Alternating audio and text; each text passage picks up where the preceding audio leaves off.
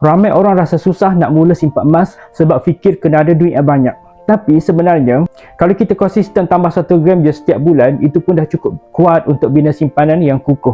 Sekarang ini 1 gram emas lebih kurang 400 ke 500 ringgit. Itu lebih kurang macam belanja makan luar 2 kali. Kalau kita boleh belanja untuk benda lain tanpa fikir panjang, kenapa tak boleh mula simpan untuk masa depan sendiri?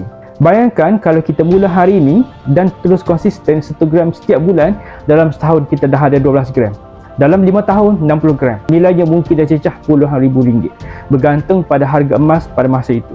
Tapi yang paling penting, kita nak latih diri kita untuk menyimpan secara berdisiplin. Emas ni bukan macam duit dalam akaun yang bila-bila masa boleh lesap. Sekali dah simpan, makin lama makin mahal dan makin sukar nak cairkan tanpa sebab. Jadi tak perlu tunggu kaya, tak perlu tunggu naik gaji. Yang penting mula sekarang dan kekal konsisten.